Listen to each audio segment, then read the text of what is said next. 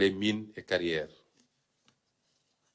Sous la conduite du ministre ici présent, un excellent travail a été fait et a abouti à des décisions de retrait de beaucoup de permis de mines et de carrières.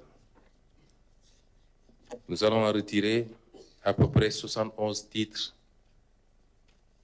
miniers et 71 titres miniers et de carrière, dont 14 titres sur l'or, 8 titres sur l'argile, 5 titres sur le basalte, 8 titres sur le calcaire, 1 titre sur le granit, 1 titre sur le kaolin, 1 titre sur le grès, 14 titres sur la latérite, 1 titre sur le manganèse, 1 titre sur le quartzite et 1 titre sur le sable.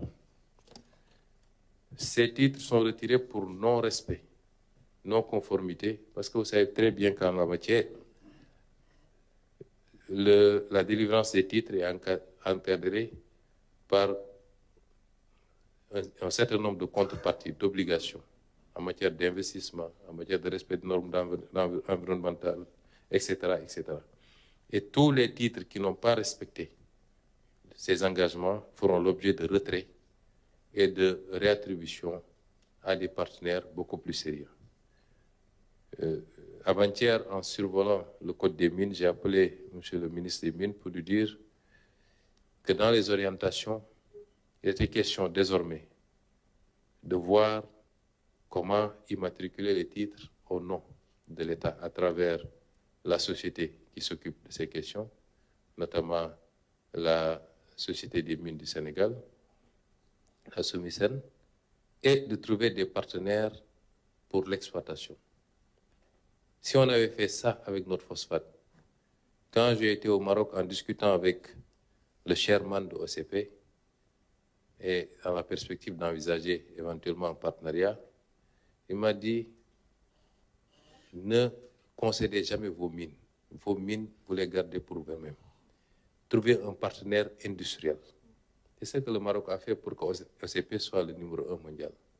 Ici, on donne tout et on se donne rendez-vous dans 25 ans pour de maigres retombées. Cela ne se passera plus comme ça et nous allons changer complètement la façon de faire.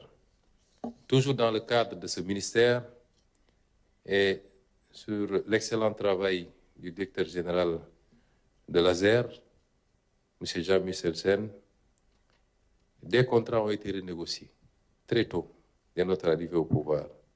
Je vais vous citer le contrat de AEPOE et le contrat de Sagencom. Ces contrats ont permis de faire des économies de 11 milliards. Ces renégociations ont permis de faire des économies de 11 milliards 588 millions et d'électrifier 534 localités supplémentaires. Ceci est appréciable parce que ça vous donne un aperçu sur le niveau de prédation qu'il y avait sur nos ressources.